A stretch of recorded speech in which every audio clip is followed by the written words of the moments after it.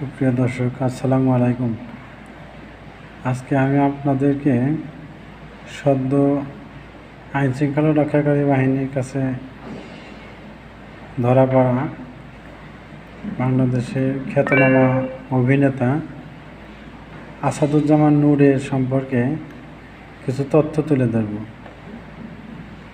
Asaduzzaman Noor 31শে October 1946 সালে জন্মগ্রহণ করেন। সেই হিসেবে তার বয়স বর্তমানে 70-এর কাছাকাছি।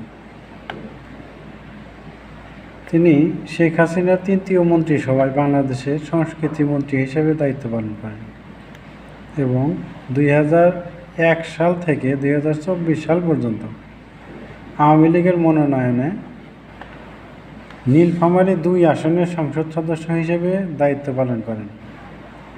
দীর্ঘ প্রায় 24 বছর তিনি জাতীয় সংসদের সদস্য হিসেবে ছিলেন। 2024 সালে অসহযোগ আন্দোলনের পর রাষ্ট্রপতি জাতীয় সংসদ বিলুপ্ত করলে তিনি সংসদ সদস্য পদ হারান। 1972 সালে তার অভিনয় জীবন শুরু হয়। মঞ্চদল নাগরিক নাট্য সম্প্রদায়ের সাথে। এই নাট্যদলের 15টি নাটকে তিনি 600বারেরও বেশি অভিনয় করেছেন।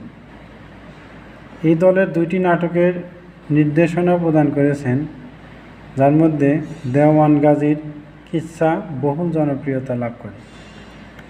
আসাদুজ্জামান নূর 110টিরও বেশি টেলিভিশন চলচ্চিত্র ও ধারাবাহিকে অভিনয় করেছেন। টেলিভিশনে তার উল্লেখযোগ্য কাজের মধ্যে রয়েছে এই সব দিনরাত্রি 1985 সালে,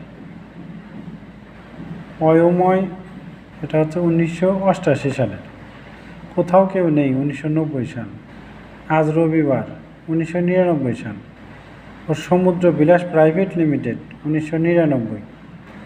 রেডিওতে প্রচারিত তার নাটকের সংখ্যা 50টিরও অধিক।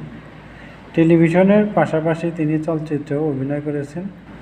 তার অভিনীত উল্লেখযোগ্য চলচ্চিত্র হল শঙ্খনীল কারাগার, এটা মুক্তি পায় 1992 সালে, ও আগুনের পরশমণি 1994 সালে।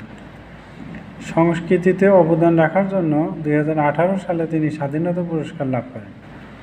তিনি দীর্ঘদিন যাবৎ বাংলাদেশ আবৃত্তি সমন্বয় পরিষদের সভাপতির দায়িত্ব পালন করেছেন।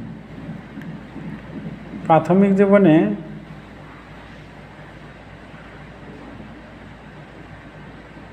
তার আরও কিছু তথ্য আমরা সংযোজন করতে পারি। 1946 সালে 31শে অক্টোবর জলপাইগুড়ি জেলার বর্তমান ভারতের পশ্চিমবঙ্গে জন্মগ্রহণ করেন। তার পিতা আবু নাজেম মোহাম্মদ আলী ও মাতা আমিনা বেগম। নূর পড়াশোনা করেছেন ঢাকা বিশ্ববিদ্যালয়ে।